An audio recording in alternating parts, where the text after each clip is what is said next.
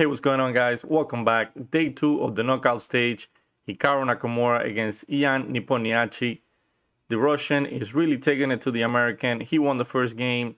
In this game here today, we're going to cover game number 2, where again, the Russian absolutely destroyed Hikaru with the black pieces out of a Sicilian time manner variation. Let's just jump straight into the game. We have e4, c5, knight to f3, e6, d4, c takes, d4, knight takes, knight to c6, and knight to c3. This is the time manner variation of the Sicilian. Here, Nepomniachtchi goes for queen to c7, f4 by Nakamura. He lost the first game, so he needed to get really aggressive. So he goes for this line with f4, a6 here by Ian Nepomniachtchi, not only preventing one of these two knights from jumping to the square on b5 here, but at the same time, he wants to go b5 himself, attacking b4 later on. Another plan for black in this type of structures is to go knight to e7 here and then trade on d4, and after queen takes, then go knight to c6, attacking the queen with very nice game for black. But here Nakamura goes for knight to b3, preventing any knight trades on d4, and Ian Nepomniachtchi goes for b5, already expanding on the queen side, going bishop to b7 on the next move. There's also ideas to go b4 at some point later in the game. Bishop to d3, a very nice developing move, and getting ready to castle kingside already. Bishop to b7, castle kingside, and d6. Another standard maneuver in these situations. Also keeping an eye on the square on e5. So now if pawn pushes, then there's plenty of pieces to take there. Bishop to d2. I gotta say, this move was not at the top of the list. If I remember correctly, in this position, bishop to e3 or queen to f3 are the best moves, are the main lines. And as you will see, this bishop to d2 is going to play a major role. And if this bishop was on d3, as you will see in this game, it would have made the entire difference. So, okay, we have bishop to d2, knight to f6, queen to f3. Nakamura continues his normal development. Bishop to e7 and rook a to e1. At the moment, all the white pieces look that they're on very nice squares.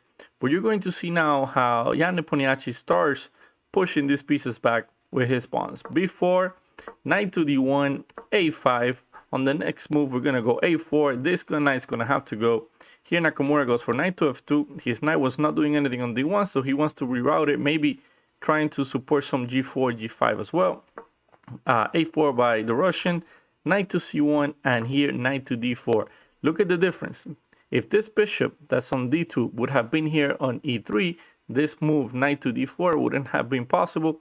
Now, in the game, Nakamura has to go back to d1 and look at his pieces. Just a few moves ago, all his pieces seemed like they were in very nice squares, and right now, they're a complete mess. The knights have moved all over the place. His bishops are not doing anything. His rooks are stuck. Let's just see if he is able to get any counterplay here. The Russian goes for d5. He wants to open up the center as well. He wants to give this bishop some life to attack here on this diagonal. e5, knight to e4, and just take a look and compare the knights. Look at these two very beautiful centralized knights, and look at this two knights for white. Just looking at that difference, you know who has the advantage here. Knight to e2. Nakamura is rerouting his pieces. He wants to also play for something here. Nepomniachtchi goes knight to f5. He doesn't want to trade any of his knights, especially for those two really bad pieces. And here, king to h1 by Nakamura. Now, you could think about removing this knight from the board, but if you go, for example, knight takes, after pawn takes, you go bishop to b5 check, this king's going to go to f1, and here white is in a lot of trouble. The main threat, well, either queen to b6, queen to c5, we check on the king, picking up this bishop here on b5, as well as moves like rook to, not to b8, but rook to d8 with the threat of e3, are very challenging to meet in this position. So Nakamura would have been in really big trouble here. So he didn't go for this. The other move he could have considered after knight to f5 was to take with the bishop here. But again, you take with the pawn and the same threat. This rook is ready to come to the 8, winning a piece here with e3. Not to mention e3 directly is winning a piece. So white would have been in a lot of trouble. So Nakamura goes for king to h1, understandable, not giving black all that counterplay. Here, queen to b6, knight to h3, and bishop to h4 already trapping the rook. You cannot play g3, for example. This runs into d4 already, and if you take the bishop, there is this very beautiful knight to f2 checkmate. And if you don't take the bishop with g takes e4, after bishop takes on e4, you go bishop takes on e4, king to g1, bishop back to b7, and when you take the bishop now, they go queen c6, and you cannot prevent this queen from coming in either to g2 or to h1, threatening checkmate. You will have to sacrifice your rook, but it will be checkmate regardless. There's no way of stopping this. Nakamura did not play this. After bishop to h4, he went bishop to c1, bishop takes on e1, queen takes on e1, and he's already down an exchange, and his position is still a complete hot mess here.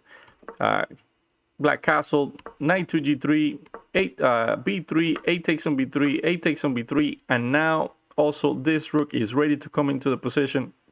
Black is absolutely winning here.